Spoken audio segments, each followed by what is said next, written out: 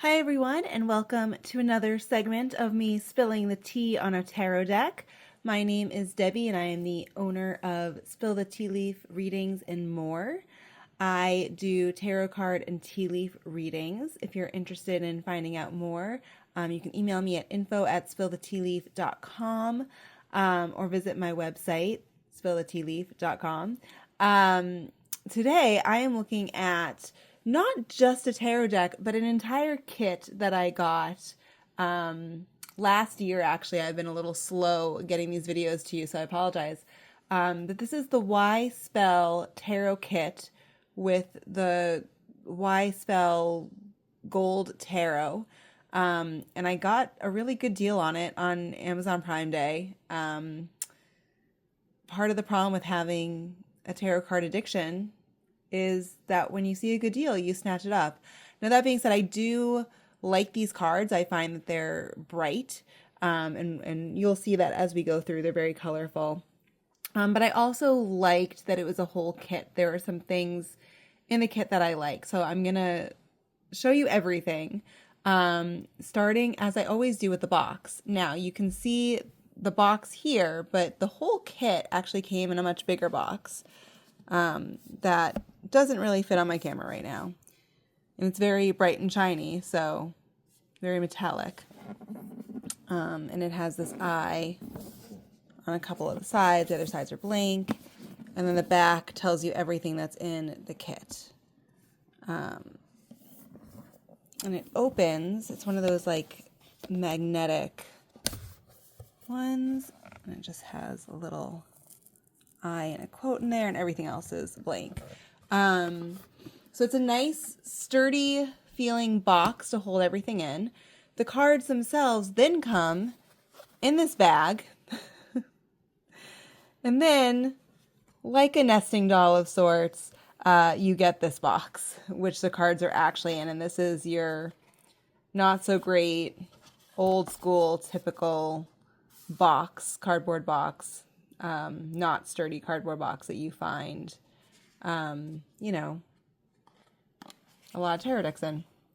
So leaving these cards in the kit, as I usually do, I usually try to keep everything together. I'm not a fan of that box, and I will probably get rid of it and just keep them in this bag. And we'll probably then separate them from everything else in the box, and maybe even use the box to hold crystals or something as I start using other things that are here. And as I'm making this video, I'm wondering if the book will fit in the bag. The guidebook, which of course we'll get to later. I'm not sure. So I might need to find another way to hold the tarot cards too. We'll see. Before I completely cover it up, I do want to also show you that it comes with a tarot card holder. So it's nice. You can put incense in there. That's really the only design on it. Then, you know, it has a ridge that's big enough to hold more than one card, which I like. So will I start using this in my daily 3-card pulls? I don't know. We'll find out. But that is also part of the kit. And then the other things in the kit you can kind of see here, but I'll get to the cards and then I will talk about the other items. So let's start with the major arcanas. So right off the bat, you can see that this is very RWS inspired, but the colors are very vibrant. There are some changes. It's a little bit more modern, but the imagery is still all there. So I like it because it adds something new. It adds some diversity, as you can see in this card. It's very bright, but it's what you're used to. And so if you're someone learning tarot, this is going to be really easy to use in terms of accessing the symbolism and how it taps into your own intuition.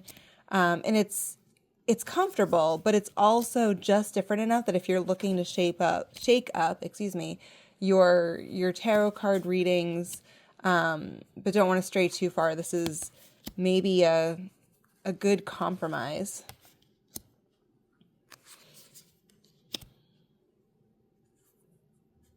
I feel like Death looks a little bit more like Skeletor here than usual.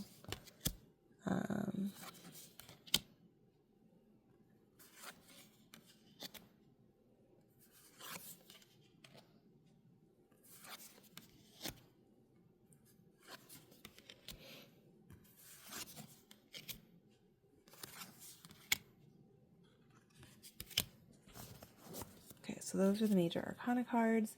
In case you haven't noticed yet on camera, because maybe you haven't, the cards all have the gold edge. I do have another tarot deck with that, the Golden Tarot, which I used to love, and now I'm not as fond of. So it's nice to have another deck that maybe I'll use that has that. So here we have the wands. As you can see, again, similar, more modern, more diverse. Here we have, 2 women instead of a woman and a man. I say diverse. It's not super diverse. There's still a lot of white people. It's still very traditional, but like, it's not all that. And again, it feels more modern, so it's easier to access in a lot of ways as well. So those are the wands. I should also mention that I haven't been able to find the name of the artist. So I'm sure it exists somewhere. And maybe as I'm showing you the guidebook, I'll stumble upon it, even though I tried to find it earlier and couldn't. But sometimes the things that are right in front of your face are the things you can't see. So who knows? But obviously here are the pentacles for you to take a look at. Again, most of this imagery is very familiar. I think this is a card that strays maybe more than the others just because of the flowers, but like it's still the same card, right? Very similar, but also just different enough. And that's why I like it. That's what attracted me to these cards. And then when I saw that there was a kit that went with it that was a really good price, I thought, why not? Because, I like the idea of having, I forget what this is called, but this thing, which I don't have, and, they're expensive to get. And so if I could get it as a bundle with something else, it just felt like a good deal. And when you collect tarot cards, you have no money because you spend them all on tarot cards. So then it's nice when you can get a deal on them. That's all I'm saying. Here are swords. This, stained glass window is a lot easier to read than the stained glass window that you usually see, but it's also a different picture. It's interesting. So, these changes that are, I don't want to say they're subtle because they're not subtle, but they're easy to take for granted, maybe is a better way to put it, because the imagery is so close to what we're used to already. But there are changes, and it does bring it to life in a way that RWS sometimes doesn't. Okay. So finally, the cups.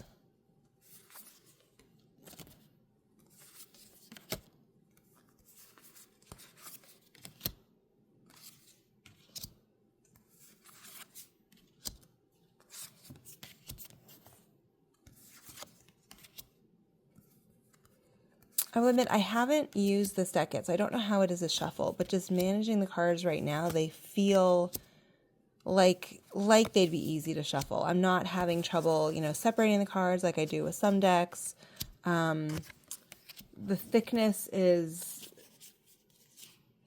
good. It's not,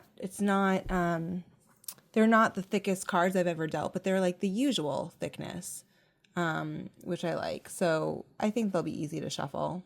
Here, I can do a little quick demo and we'll see if that's true. I'm a big bridge shuffler. Oh yeah, that's nice and easy. I like it. Except for the one card that fell out. Maybe my energy of the day of the wheel is the Wheel of Fortune. Maybe that's what it's telling me.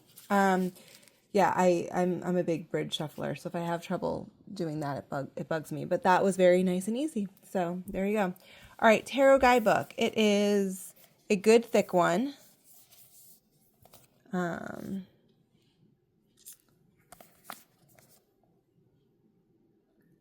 And this is also very colorful inside.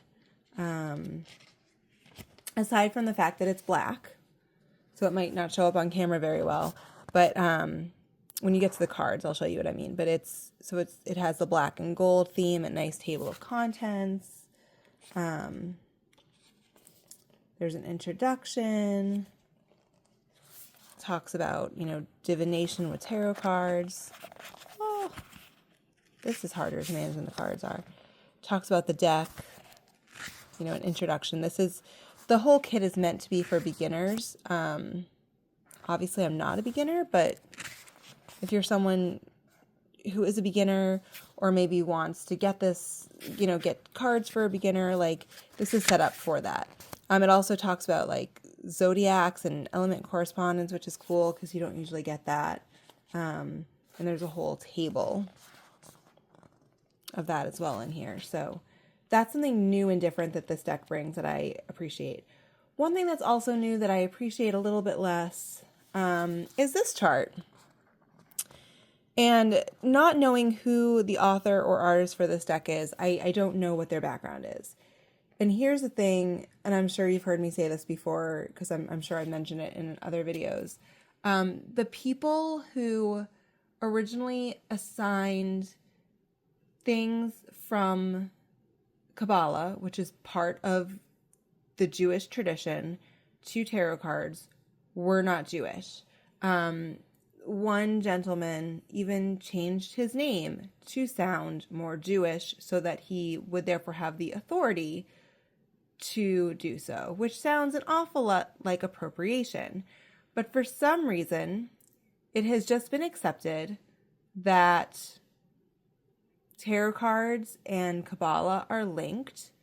And here's the thing. Kabbalah, which is Jewish mysticism, is supposed to be something that in order to learn and understand, you have to have studied what many people call the Old Testament, which if you're Jewish, it's not the Old Testament, it is the Testament, it's the Tanakh. You need to know it really well. You need to have studied all 5 books of Moses, all the other books that are contained in the Tanakh. You need to know all the rabbinical writings. And only after years of studying and knowing all these things inside and out, then do you gain access to Kabbalah. Now, obviously, traditionally, this was reserved for men because men were the ones studying the Torah and the Tanakh. That part I don't agree with. It doesn't matter to me what gender you are. What matters to me is that now there's a whole bunch of people running around talking about Kabbalah who know very little about not only the culture that it comes from, but the things that you're supposed to have studied to understand Kabbalah. There are some people who do put the time in and the studying in who are tarot readers today. There are Jewish tarot readers who use it and reference it. And that's great for them. I personally don't like it. Now, as we say this, the Wheel of Fortune card is now here and there's very clearly Hebrew letters on there. It's part of the makeup of tarot, the traditional RWS at least. You can't escape it, but that doesn't mean it's appropriate. And I've now ranted about this for a while, but I think it's important to bring this up because as great as it is that this chart is included, and I mean, Hebrew letters each have a number assigned to them. So in that way, of course, Aleph is the Fool because it's the first letter in the Hebrew alphabet and the Fool is the first card. But I don't understand why the two things are ingrained, and I don't think they should be, unless you know what you're talking about. So there, I've said it, and I'm going to move on. There's also a nice chakra correspondence table. I'm sure people could say, go on a whole rant about chakra the way I just did about the Hebrew. I'm not someone who can speak to that. So I like that it's in here, but I'm sure there are rants for all of these things that someone can go on. So here are some card layouts or spreads. This is where I'm not super excited. There's past, present, future. For more insight, you can put an extra card in the position. That's not super exciting. There's a little bit more. They give you examples like mind, body, spirit, or love, money, home, but they're very basic spreads. So that's less great. And then there's this chart for if you ask yes or no questions, which also, I mean, that's cool, I guess, but no, not the best use of tarot. And then of course we get the Celtic cross. Now, of course, if this deck is meant for beginners, all of this is great because you might not have any of this knowledge, but all the things they're showing for the most part are things that you can get very easily from anyone else. So here's where we get a little bit more interesting. Week ahead spread, month ahead spread. Again, nothing groundbreaking, but I do appreciate that it's different. There's also a chakra spread. Again, this is something I could find very easily in a lot of different places, but it's nice that it's in here. And then we have the major arcana. And this is where it gets really cool. You have color, the symbolism of colors laid out for you. You have the individual symbols pointed out in an explanation of what it is. You have upright keywords, upright love meaning, upright career meaning, upright finances, and then, the same for reversals, as well as a little summary. So you have that for each of these major arcana cards, which is great. I'll just show a couple more examples. Here's the moon, which is one of my favorites. So you have a nice 2-page spread on each of these cards with all these correspondence, which is wonderful. And then we get to minor arcana. And there's, before you get there, there's a quick reference for the major arcana too. So if you're just looking for quick meanings, you can also just pull that page up for the major arcana. And then we dive into minor arcana. And oh, what is this? Each minor arcana card also has 2 full pages with the colors and the symbolism and all the meanings, which again is amazing because a lot of books, if they have a full page for the major arcana, don't do the same for minor arcana. And I'm glad that this gives justice to all the cards, which is wonderful. So that's a really great thing, and I'm looking forward to honestly diving into this a little bit more. There's also quick reference meanings. This one's for pentacles, but there's one for each suit in here. There's a little bit of an afterword, copyright information. And then I got this in the kit itself with the cards. It's a little, and then there's also this, and I'm pretty sure they link. One links directly to the educational materials, one links to the website where you get the educational materials, but I looked and I wasn't super excited. I don't know. To someone, I'm sure it's great. I didn't feel that it was super helpful, but so that's the guidebook. And this is another reason why I wanted this deck, because I really liked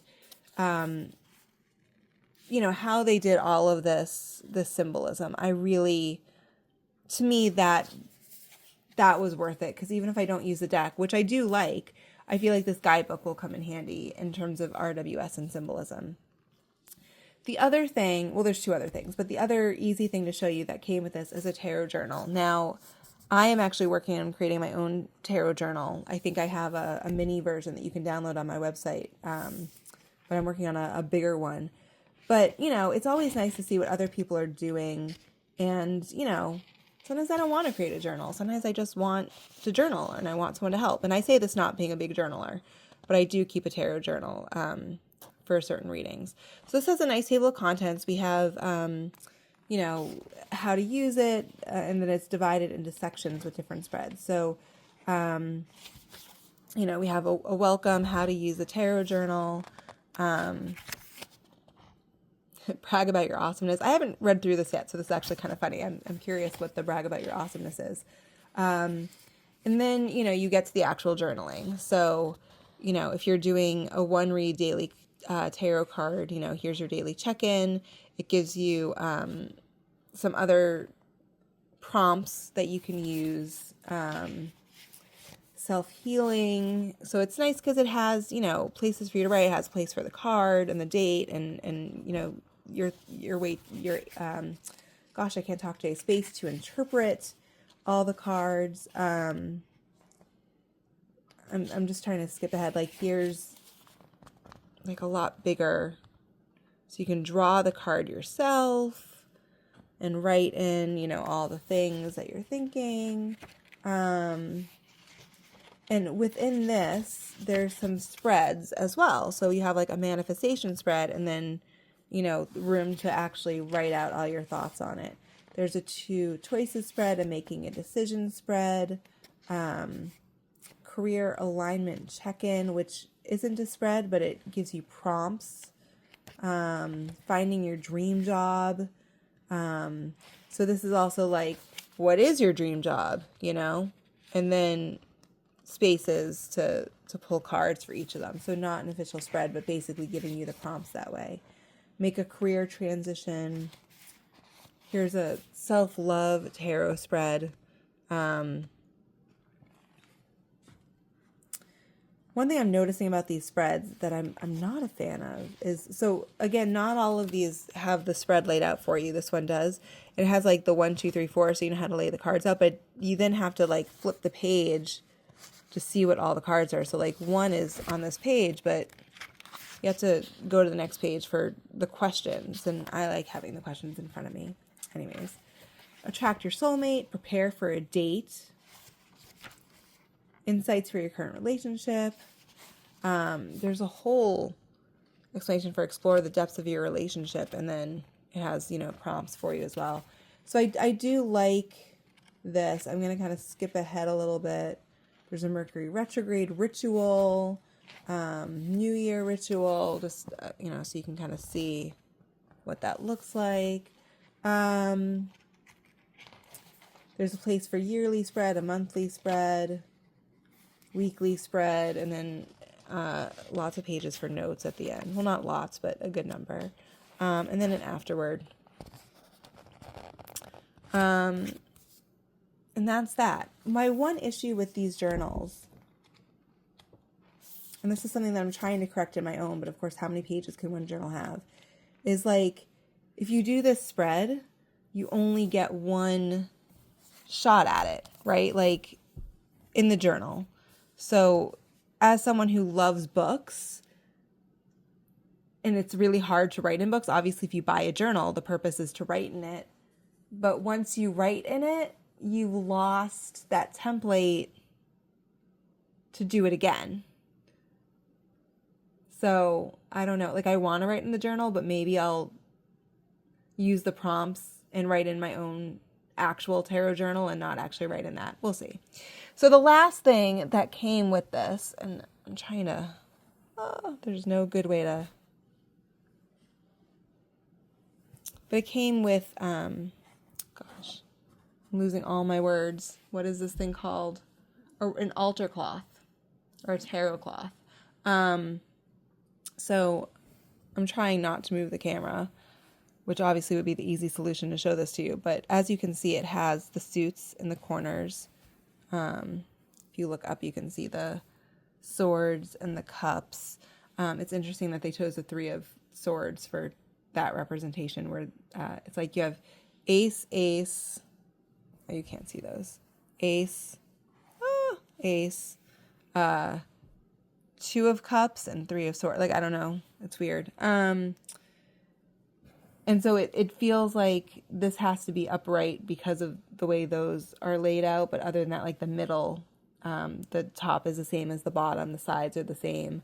It's a nice, thick cloth. It feels, I don't know materials. It's fuzzy without being fuzzy, if that makes any sense to you. Like, it feels nice. I haven't used it yet because I have my purple one that I use, which is right under here, that I always have when I do these things. But I might start using it. It's nice. I like it. I have another one that I use too that's black, and I don't really like it. I mean, it's fine for its purpose, but I might start using this one instead. So I think this kit will probably not get put back in the box. But I have all these new tools that I can use, which is really exciting. And I have a new deck that I'm excited to work with, and a guidebook that I'm excited to really get the chance to read through. And it was a good deal. How much did I pay? I don't quite remember. It's not the most expensive kit in the world, and it was on sale for Prime Day last year. That's the most I can tell you. But I wish I knew the author or artist. Maybe if I went to the Wyspell website, I'd find out. But they have a lot of tarot decks, Wyspell. So if you're interested in them, certainly check them out. So I hope you enjoyed watching. Thank you for sticking with me with this long video. If you would like a tarot card reading with this deck or another, or a tea leaf reading, please reach out to me at info@spillthetealeaf.com. And have a great day, everyone. Bye.